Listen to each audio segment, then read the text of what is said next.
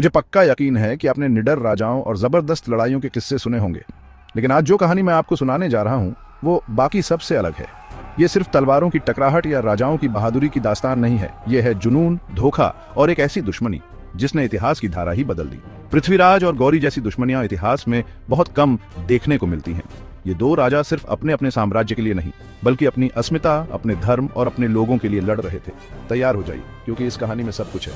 दोस्ती, विश्वासघात और वो जज्बा जो किसी को अमर बना देता है। चलिए समय की धूल हटाकर 12वीं सदी के भारत में चलते हैं।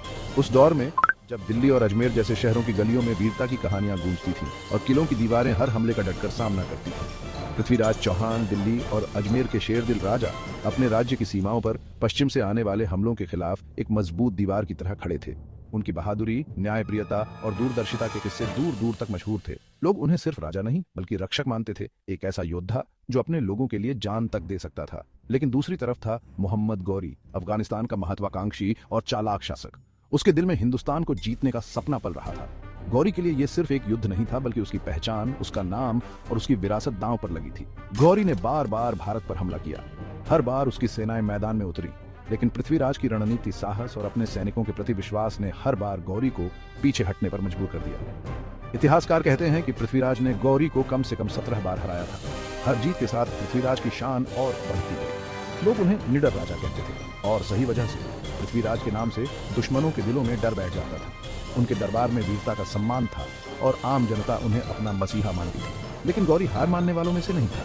हर हार के बाद वो और भी ज्यादा चालाक, ज्यादा धूर्त और ज्यादा दृढ़ होकर लौटता।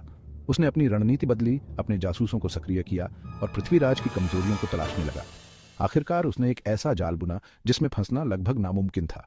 किसी फिल्म की कहानी की तरह गौरी ने धोखे से पृथ्वीराज को पकड़ लिया। ये कोई आम जंग नहीं थी, ये था विश्वासघात, जिसमें दोस्त दुश्मन बन गए और वफादारी की जगह चालाकी ने ले ली। महान राजा को कैदी बना लिया गया, उनकी आंखें फोड़ दी गईं ताकि वो कभी दोबारा तलवार न उठा सके। उन्हें जंजीरों में जकड़कर गौरी की राजधानी अफगानिस्तान ले जाया गया। एक समय का महान योद्धा अब एक अजनबी सरजमी पर बंदी था। पासा पलट चुका था, हीरो अब कैदी बन चुका था। वो राजा जिसकी कहानियां हर बच्चे की जुबान पर थीं, अब अंधेरे में अकेले अपनी किस्मत से जूझ रहा था। लेकिन किंवदंतियां कहती हैं कि पृथ्वीराज का साहस नहीं डिगा, अंधेरे में भी नहीं। उसकी आत्मा, उसका जज्बा और उसकी उम्मीदें अब भी जिंदा थीं। वो जानता था कि उसकी कहानी अभी खत्म नहीं हुई है।